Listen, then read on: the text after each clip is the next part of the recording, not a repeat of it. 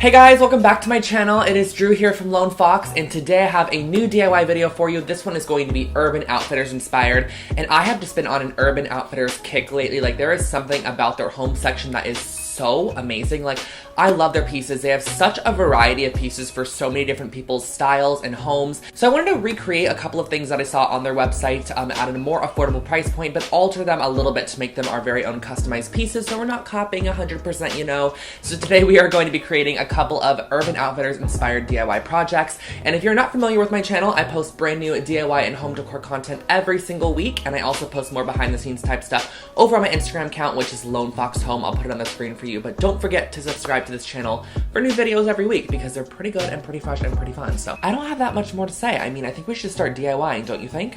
I think so. I kind of wore an Urban Outfitters inspired look today, like a little vintage, a little retro, a little bit like homepage, you know?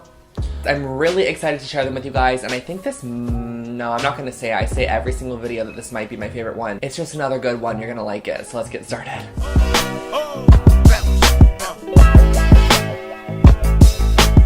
For this first project, I'm starting off with some macrame cording, and I'm going to be cutting a total of 6 strands of cording, and I'm going to cut them to about 8 feet each. So I'm going to have 6 8-foot strands, but actually when I go to macrame, I'm going to be folding it in half, so I'm going to have a total of 12 4-foot strands. Sorry, the math is a little challenging there. But what I'm starting off by doing is just folding them all in half as shown here, and I'm gonna grab another small piece of cording, and this is just going to be creating a finished top loop. This is gonna be where you're gonna hang it on your wall, the shelf, and it's just gonna look very finished and polished. So I'm wrapping it around all 12 strands and then just tying a knot at the end to make this sort of coiled up end cap, I guess you could say, and I'm sectioning it off into 3 equal 4-strand sections. And this is the knot that we're gonna be creating. You're going to use the left strands, go over the center, the right are gonna go over the top of the left, under the center, and through the back of the left side, if that makes sense. You kind of have to just watch what I'm doing. It's a little hard to explain because there's so much right and left and middle and strand and this and under and over. So if you just watch exactly how I'm doing it, it's a lot easier to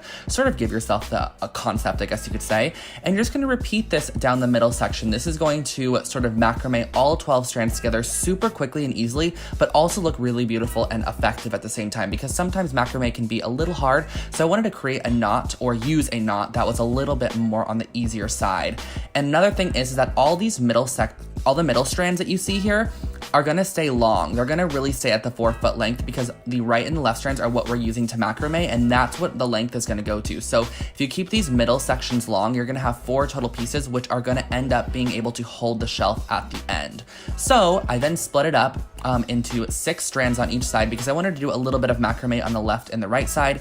Make sure to keep those middle strands that you had originally started to macrame over and make them the middle strands again on each the left and the right side, because we want to keep those very long. And then the right and the left strands that we had are going to get very short over time because they're the ones that sort of creating all the knots, if that makes sense.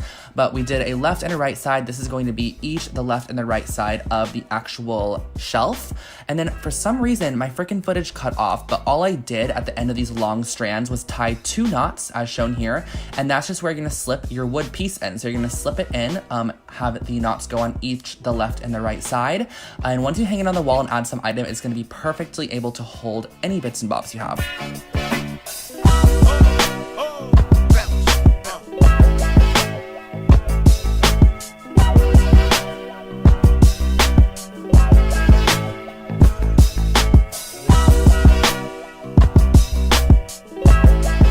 For this next project, we are using one of my favorite materials to work with, which is air dry clay. I absolutely love air dry clay. It's so easy to work with. It's so affordable. It's from the kids section. You don't have to bake it. It just dries in the air. Everything about it's great.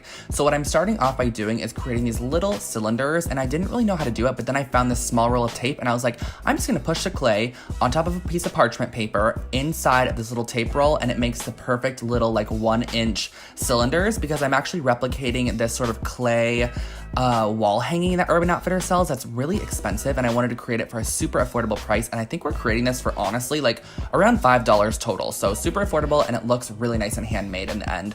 So I'm creating, I think, about 12 of these circles. I can't exactly remember how many I made, but you can really alter it to whatever you want to do, however many sections you want, however many circles you want. You can really alter it to your personal liking. And then once I have all of those circles created, I wanted a large center focal point. So I found this large large roll of masking tape and I'm creating a more larger scale circle in the center of the masking tape roll. And then I'm going to take my smaller little piece of tape and I'm going to sort of press inside of there to cut out a center opening, sort of similar to the one that Urban sells. I wanted to create this sort of like larger circular ring, and that's exactly what I did here. And guys, don't worry if your clay looks like a little rough on the edges or anything, because I think that adds to the whole handmade quality of it. And I also ended up cutting out another circle, but then cutting it in half to create these little half circles. And I used a tiny little paintbrush just to create holes on either the top of the half circles and then either side of the actual circles. And I think on the larger circle, I just created a hole on each side, the top and the bottom.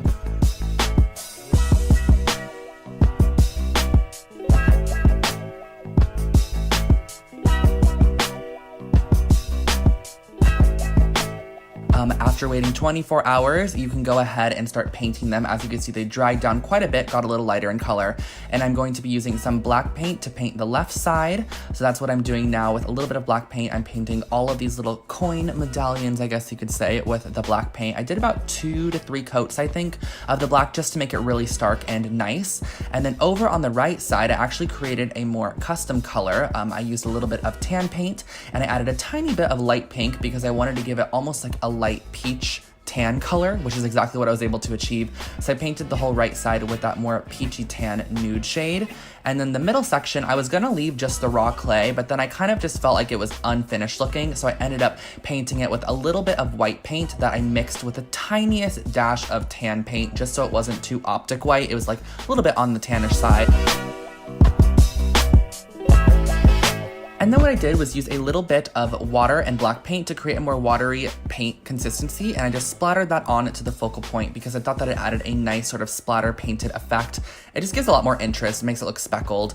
And then after that, I grabbed a little bit of like baker's twine, and this is what I actually used to hang on the dowel that I got. And the dowels are from Michael's craft store, and I went ahead and just tied all 3 strands on the left, middle, and right sides just with a nice knot so that I knew that it was sturdy on there. And then what you have to do is just go through and just string on all your little medallions, and I strung them so it went up through the back side and then down through the front bottom portion of the medallion. It's pretty self-explanatory if you see what I'm doing here. It just creates sort of like almost a button look, like there's a button thread going through it. And then for the center point, I actually wanted to create a little tassel, so I just doubled up some yarn, tied it off in the center point as I'm showing here, and then also tied a tiny bit down from the top to create that tassel look. Just cut off all the excess strand pieces, and then when you're all completely done, you can hang it using a couple pieces of baker twine just to sort of attach it to the top, and you are good to go with your new customized wall hanging.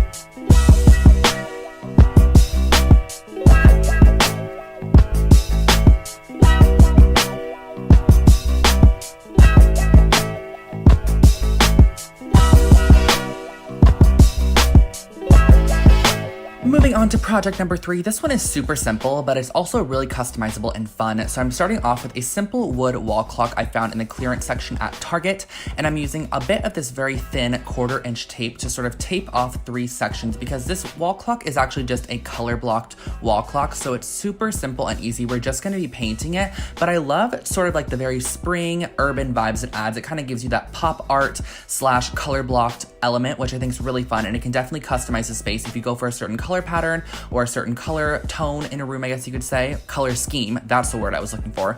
You can go ahead and paint it whatever color scheme you're going for. So I went with a light dusty pink in the first section. Then I went in with a minty green. I kind of wish this was a little bit on the lighter side. It kind of turned out a little bit too mint. I wish it was kind of like a sagey, muted, gray, white toned green, if you know what I'm talking about. And then I used a cream tone on the last section. So I just painted these all. I actually did 3 total coats of paint on all of these sections. I didn't film all of them because it took me quite a while for them all to dry. And then once it was completely done, I waited until the next day to pull off these strands of tape. And this is very key because you're wanting it to be extremely, extremely dry prior to pulling off the tape so you get a very crisp edge, because I tried to pull off the tape prior to it being very dry and the paint was actually peeling up. So once you're completely done, you have this really nice tri-color color blocked clock.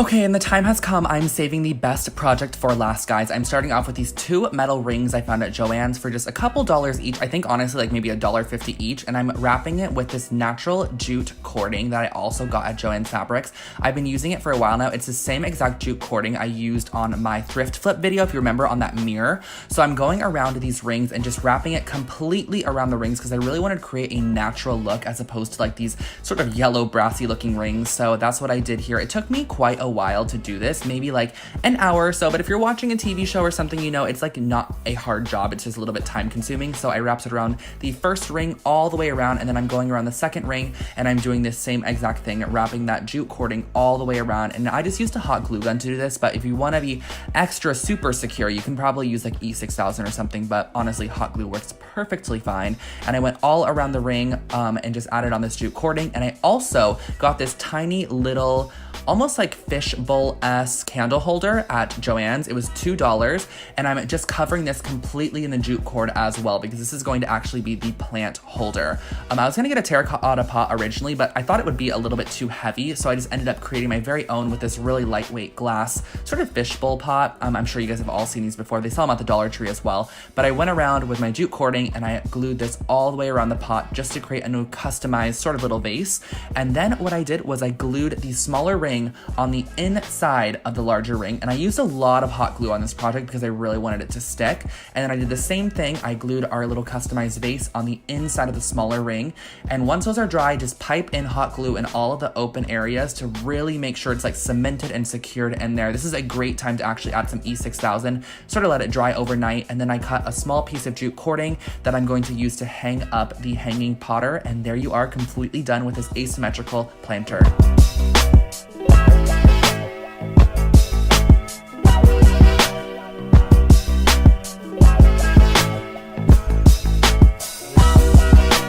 And that, guys, was today's video. I hope that you enjoyed the projects. I hope that you'll recreate them or want to recreate them or are inspired to create something like them for your space.